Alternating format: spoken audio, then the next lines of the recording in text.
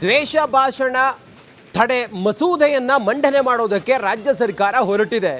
ಈ ಮಸೂದೆ ಮಂಡನೆ ಆಗೋದಕ್ಕಿಂತ ಮುಂಚೆನೆ ಈಗ ಅಪಸ್ವರವೂ ಕೇಳಿ ಬಂದಿದೆ. ಪ್ರಸ್ತಾವಿತ ಮಸೂದೆ ಇತ್ತಲ್ಲ, ಈ ಮಸೂದೆ ಮಂಡನೆ ಆಗೋದಕ್ಕಿಂತ ಮುಂಚೆನೆ ಈಗ ಹಲವರ ಅಸಮಾಧಾನ ಕೇಳಿ ಬಂದಿರೋದು. ಮಸೂದೆಯಲ್ಲಿ ಕೆಲವು ಅಂಶಗಳ ಬಗ್ಗೆ ಸ್ಪಷ್ಟತೆ ಇಲ್ಲ ಅನ್ನೋದ್ರ ಬಗ್ಗೆ ಈಗ ಚರ್ಚೆ ಆಗ್ತಾ ಇದೆ. ದ್ವೇಷ ಮಾತು ಎಂದ್ರೇನು, ಈ ಬಗ್ಗೆ ಸ್ಪಷ್ಟವಾದ ವ್ಯಾಖ್ಯಾನವೇ ಇಲ್ಲ. ಮಸೂದೆ ಮಂಡನೆಗೂ ಮೊದಲು ಈ ಬಗ್ಗೆ ಸ್ಪಷ್ಟತೆಯನ್ನ ತಿಳಿಸಿ. ದ್ವೇಷ ಭಾಷಣ ಅಂತ ಹೇಳಿದ್ರೇನು, ಅಪರಾಧ ಸಾಬೀತಾದ್ರೆ 5,000 ರೂಪಾಯಿ ದಂಡ, 3 ವರ್ಷ ಜೈಲು ಅಂತ ಹೇಳಿ ನೀವು ಈ ರೀತಿ ನಿಯಮಾವಳಿಯನ್ನು ತರೋದಕ್ಕೆ ಹೊರಟಿದ್ದೀರಿ. ಅಪರಾಧದ ತೀವ್ರತೆ ಆಧರಿಸಿ ಶಿಕ್ಷೆ ಪ್ರಮಾಣ ಯಾಕೆ ಬದಲಾಗಬಾರದು? ರಾಜಕೀಯದ ಅಸ್ತ್ರವಾಗಿ ಮಸೂದೆ ಬಳಕೆಗೆ ಆತಂಕವೂ ಕೂಡ ಇದೆ. ಮಸೂದೆ ರಾಜಕೀಯ ದ್ವೇಷಕ್ಕೆ ಬಳಕೆಯಾಗದಂತೆ ತಡೆಯೋದು ಹೇಗೆ? ಇದು ದ್ವೇಷ ಭಾಷಣ ಎಂದು ನಿರ್ಧರಿಸುವವರು ಯಾರು? ಬಿಜೆಪಿ ನಾಯಕರು ಸೇರಿದಂತೆ ಹಲವರು ಈ ಬಗ್ಗೆ ಪ್ರಶ್ನೆ ಎತ್ತಿದ್ದಾರೆ.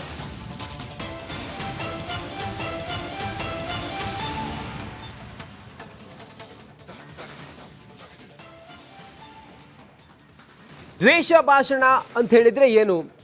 ಇದನ್ನ ದ್ವೇಷ ಭಾಷಣ ಅಂತ ಹೇಳಿ ನಿರ್ಧರಿಸುವವರು ಯಾರು? ರಾಜಕೀಯವಾಗಿ ಇದು ಬಳಕೆಯಾದರೆ ಮುಂದಾಗುವಂಥ ಪರಿಣಾಮಗಳು. ಈ ಮಸೂದೆಯನ್ನ ಈ ಬಾರಿಯ ಅಧಿವೇಶನದಲ್ಲಿ ಮಂಡಿಸೋದಕ್ಕೆ ಸರ್ಕಾರ ಏನೀಗ ಚಿಂತನೆ ಮಾಡ್ತಾ ಇದೆ. ಸಂಪುಟ ಸಭೆಯಲ್ಲಿ ಈ ಕುರಿತಾಗಿ ಸಮ್ಮತಿಯನ್ನು ತೆಗೆದುಕೊಳ್ಳೋದಕ್ಕೆ ಸಭೆ ಕೂಡ ಆರಂಭವಾಗಿದೆ. ಇದೆಲ್ಲದಕ್ಕೂ ಈ ಮಸೂದೆ ಮಂಡನೆ ಆಗೋದಕ್ಕಿಂತ ಮುಂಚೆಯೇ ಇದರ ಕೆಲವು ಅಂಶಗಳ ಬಗ್ಗೆ ಅಪಸ್ವರ ಇದೆ. ಹೆಚ್ಚಿನ ಮಾಹಿತಿಯೊಂದಿಗೆ ನಮ್ಮ ಪ್ರತಿನಿಧಿ ಬಸವರಾಜ ಚರಂತಿಮಠ ನಮ್ಮ ಜೊತೆಲಿ ಈಗ ನೇರ ಸಂಪರ್ಕದಲ್ಲಿ ಜಾಯ್ನ್ ಆಗಿದ್ದಾರೆ. ಬಸವರಾಜ, ದ್ವೇಷ ಭಾಷಣ ತಡೆ ಮಸೂದೆ ಮಂಡನೆಯ ಬಗ್ಗೆ ಸರ್ಕಾರ ಚಿಂತನೆಯಲ್ಲಿದೆ. ಹಲವಾರು ವಿಚಾರಗಳ ಬಗ್ಗೆ ಸ್ಪಷ್ಟತೆಯೂ ಇಲ್ಲ ಅನ್ನೋದು ಚರ್ಚೆ ಇದೆ. ಮಸೂದೆ ಮಂಡನೆಗೂ ಮುನ್ನವೇ ಅಸಮಾಧಾನವೂ ಇದೆ. ಸದ್ಯಕ್ಕೆ ಯಾಕೆ ಪಟ್ಟು ಹಿಡಿದು ಮಸೂದೆ ಮಂಡನೆ ಮಾಡಲೇಬೇಕು ಅಂತೇಳಿ ಸರ್ಕಾರ ಹೊರಟಿದೆ? ಇದರಲ್ಲಿ ಇರುವಂಥ ಅಂಶಗಳೇನು? ಯಾಕೆ ಇದನ್ನು ವಿರೋಧ ಮಾಡ್ತಾ ಇದ್ದಾರೆ ಬಸವರಾಜ್?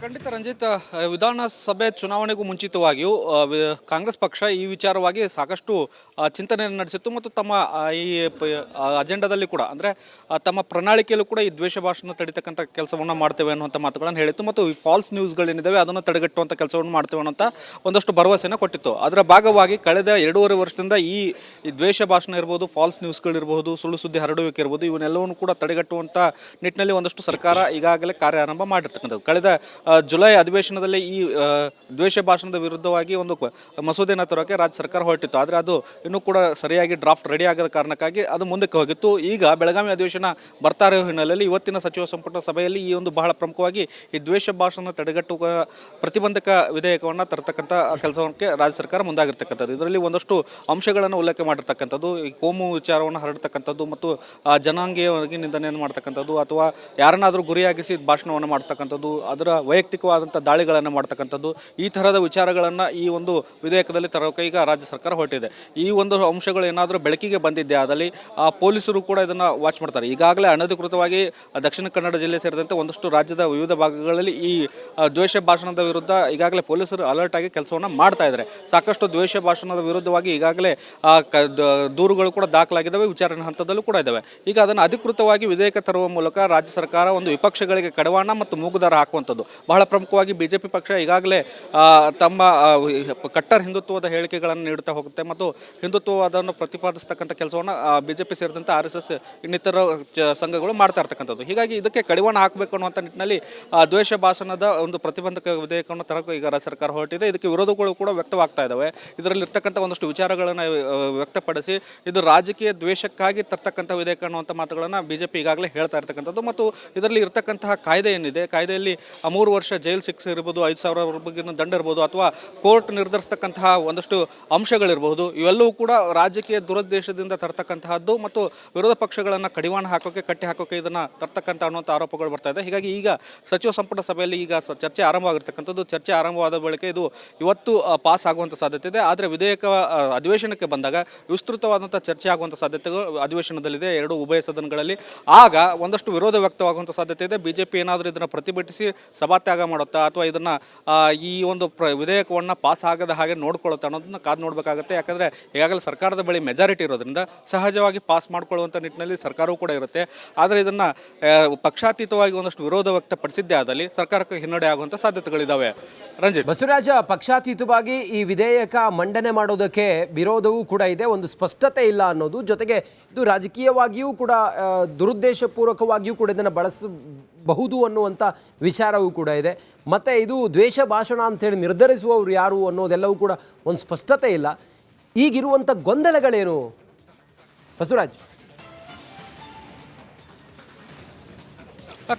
ಖಂಡಿತ ರಂಜಿತ್, ಇದರಲ್ಲಿ ಸಾಕಷ್ಟು ಗೊಂದಲಗಳಿದ್ದಾವೆ. ಭಾಷಣ ಮಾಡಬೇಕನ್ನುವಂಥದ್ದಾದರೆ ಯಾವೆಲ್ಲ ಪದಗಳು ದ್ವೇಷ ಭಾಷಣವನ್ನು ಉಲ್ಲೇಖಿಸ್ತಕ್ಕಂಥದ್ದು, ಇದನ್ನು ಯಾರು ನಿರ್ಧರಿಸ್ತಕ್ಕಂಥದ್ದು, ಈ ಎಲ್ಲ ಪದಗಳಿಗೂ ನಾನಾ ಅರ್ಥಗಳಿರ್ತವೆ. ಈ ತರಹದ ಇದರ ಜೊತೆಗೆ ಇದನ್ನು ಮಾಧ್ಯಮಗಳನ್ನು ಕೂಡ ಒಳಗೊಳ್ಳುವಿಕೆಯಿಂದ, ಅಂದರೆ ಯಾವುದೇ ಒಂದು ದ್ವೇಷದ ವಿಚಾರಗಳನ್ನು ಹರಡುವಿಕೆಯನ್ನು ಕೂಡ ಪ್ರಸಾರ ಮಾಡಿದರೂ ಕೂಡ ಮಾಧ್ಯಮಗಳ ಮೇಲೂ ಕೂಡ ಕಠಿಣವಾದಂಥ ನಿರ್ಧಾರಗಳನ್ನು ತೆಗೆದುಕೊಳ್ಬೇಕು ಅನ್ನುವಂಥದ್ದು ಒಂದು ಇದರಲ್ಲಿ ಉಲ್ಲೇಖಗಳಿದ್ದಾವೆ. ಇದಕ್ಕೆಲ್ಲವೂ ಕೂಡ ಸ್ಪಷ್ಟವಾಗಿ ಈಗ ಚರ್ಚೆ ಆಗ್ತಾ ಇರ್ತಕ್ಕಂಥದ್ದು. ಚರ್ಚೆ ಆಗಿ ಅಧಿವೇಶನಕ್ಕೆ ಬಂದಾಗ ಡ್ರಾಫ್ಟ್ ಯಾವ ರೀತಿಯಾಗಿ ರೆಡಿಯಾಗಿದೆ, ಯಾವೆಲ್ಲ ಅಂಶಗಳನ್ನು ಇದರಲ್ಲಿ ಸೇರಿಸಿದ್ದಾರೆ ಅನ್ನುವಂಥದ್ದನ್ನು ಕೂಡ ಗಮನಿಸಬೇಕಾಗುತ್ತೆ. ಒಂದಷ್ಟು ಏನಾದರೂ ವಿವಾದಿತ ಅಂಶಗಳಿದ್ದಾಗ ಸಹಜವಾಗಿ ಪಕ್ಷಾತೀತವಾಗಿ ವಿರೋಧಗಳು ವ್ಯಕ್ತವಾಗಬಹುದು. ಈಗೇನೋ ಆಡಳಿತ ಪಕ್ಷದಲ್ಲಿದ್ದಾರೆ, ಕಾಂಗ್ರೆಸ್ ಪಕ್ಷದವರು ಒಪ್ಕೊಳ್ಳೋಣ, ಮುಂದೆ ವಿರೋಧ ಪಕ್ಷಕ್ಕೆ ಹೋದಾಗ ಇದೇ ಒಂದು ಕಾಯ್ದೆ ಅವರಿಗೂ ಕೂಡ ಮುಳುಳಾಗುವಂಥ ಸಾಧ್ಯತೆ ಇದೆ. ಹೀಗಾಗಿ ಈಗ ಇದು ಒಂದು ಡ್ರಾಫ್ಟ್ ರೆಡಿ ಆಗ್ತಕ್ಕಂಥ ಹಂತ ಮತ್ತು ಈಗಾಗಲೇ ಚರ್ಚೆ ಹಂತದಲ್ಲಿರೋದ್ರಿಂದ ಸಹಜವಾಗಿ ಈಗ ಸಂಪೂರ್ಣವಾದಂಥ ಮಾಹಿತಿಗಳು ಸಿಗ್ತಿಲ್ಲ. ಈ ಕ್ಯಾಬಿನೆಟ್ನಿಂದ ಮುಂದೆ ಡ್ರಾಫ್ಟ್ ರೆಡಿಯಾಗಿ ಅಧಿವೇಶನಕ್ಕೆ ಬಂದಾಗ ಸಂಪೂರ್ಣವಾದಂಥ ಮಾಹಿತಿಗಳು ಸಿಗುತ್ತೆ. ಆಗ ಚರ್ಚೆಯ ಸಂದರ್ಭದಲ್ಲಿ ಈ ಒಂದಷ್ಟು ವಿಚಾರಗಳು ಉಲ್ಲೇಖ ಆಗುವಂಥ ಸಾಧ್ಯತೆಗಳಿದ್ದಾವೆ. ಯಾವ ರೀತಿಯ ಆಧಾರದ ಮೇಲೆ ಇದು ದ್ವೇಷ ಭಾಷಣ, ಇದೊಂದು ಸುಳ್ಳು ಸುದ್ದಿ ಅಥವಾ ಇದೊಂದು ಹರಡುವಿಕೆ ಬಗ್ಗೆ ನೀವು ಯಾವ ರೀತಿಯಾದಂಥ ನಿರ್ಧಾರಗಳನ್ನು ತೆಗೆದುಕೊಳ್ತೀರಿ, ಯಾವ ರೀತಿಯಾದಂಥ ಕಾನೂನು ಕ್ರಮಗಳನ್ನು ತೆಗೆದುಕೊಳ್ತೀರಿ ಅನ್ನೋಂಥ ಒಂದಷ್ಟು ವಿಪಕ್ಷಗಳು ಒಂದಷ್ಟು ಆಕ್ರೋಶವನ್ನು ವ್ಯಕ್ತಪಡಿಸುವಂಥ ಸಾಧ್ಯತೆಗಳಿದೆ. ಹೀಗಾಗಿ ಈ ಬಾರಿಯ ಬೆಳಗಾವಿ ಅಧಿವೇಶನದಲ್ಲಿ ಈ ಒಂದು ಮಸೂದೆ ಸಾಕಷ್ಟು ವಿವಾದಕ್ಕೆ ಒಳಗಾಗುವಂಥದ್ದು ಮತ್ತು ಚರ್ಚೆಗೆ ಗ್ರಾಸ ಆಗುವಂಥ ಎಲ್ಲ ಸಾಧ್ಯತೆಗಳು ಈಗ ಕಾಣಿಸ್ತಾ ಇದ್ದಾವೆ. Ranjit. Okay Basavaraj, thank you ನಿಮ್ಮೆಲ್ಲ ಮಾಹಿತಿಗಾಗಿ.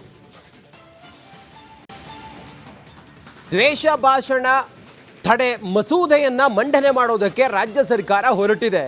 ಈ ಮಸೂದೆ ಮಂಡನೆ ಆಗೋದಕ್ಕಿಂತ ಮುಂಚೆನೆ ಈಗ ಅಪಸ್ವರವೂ ಕೇಳಿ ಬಂದಿದೆ. ಪ್ರಸ್ತಾವಿತ ಮಸೂದೆ ಇತ್ತಲ್ಲ, ಈ ಮಸೂದೆ ಮಂಡನೆ ಆಗೋದಕ್ಕಿಂತ ಮುಂಚೆನೆ ಈಗ ಹಲವರ ಅಸಮಾಧಾನ ಕೇಳಿ ಬಂದಿರೋದು. ಮಸೂದೆಯಲ್ಲಿ ಕೆಲವು ಅಂಶಗಳ ಬಗ್ಗೆ ಸ್ಪಷ್ಟತೆ ಇಲ್ಲ ಅನ್ನೋದ್ರ ಬಗ್ಗೆ ಈಗ ಚರ್ಚೆ ಆಗ್ತಾ ಇದೆ. ದ್ವೇಷ ಮಾತು ಎಂದ್ರೇನು, ಈ ಬಗ್ಗೆ ಸ್ಪಷ್ಟವಾದ ವ್ಯಾಖ್ಯಾನವೇ ಇಲ್ಲ. ಮಸೂದೆ ಮಂಡನೆಗೂ ಮೊದಲು ಈ ಬಗ್ಗೆ ಸ್ಪಷ್ಟತೆಯನ್ನು ತಿಳಿಸಿ. ದ್ವೇಷ ಭಾಷಣ ಅಂತ ಹೇಳಿದ್ರೇನು, ಅಪರಾಧ ಸಾಬೀತಾದರೆ 5,000 ರೂಪಾಯಿ ದಂಡ, 3 ವರ್ಷ ಜೈಲು ಅಂಥೇಳಿ ನೀವು ಈ ರೀತಿ ನಿಯಮಾವಳಿಯನ್ನು ತರೋದಕ್ಕೆ ಹೊರಟಿದ್ದೀರಿ. ಅಪರಾಧದ ತೀವ್ರತೆ ಆಧರಿಸಿ ಶಿಕ್ಷೆ ಪ್ರಮಾಣ ಯಾಕೆ ಬದಲಾಗಬಾರದು? ರಾಜಕೀಯದ ಅಸ್ತ್ರವಾಗಿ ಮಸೂದೆ ಬಳಕೆಗೆ ಆತಂಕವೂ ಕೂಡ ಇದೆ. ಮಸೂದೆ ರಾಜಕೀಯ ದ್ವೇಷಕ್ಕೆ ಬಳಕೆಯಾಗದಂತೆ ತಡೆಯೋದು ಹೇಗೆ? ಇದು ದ್ವೇಷ ಭಾಷಣ ಎಂದು ನಿರ್ಧರಿಸುವವರು ಯಾರು? ಬಿಜೆಪಿ ನಾಯಕರು ಸೇರಿದಂತೆ ಹಲವರು ಈ ಬಗ್ಗೆ ಪ್ರಶ್ನೆ ಎತ್ತಿದ್ದಾರೆ.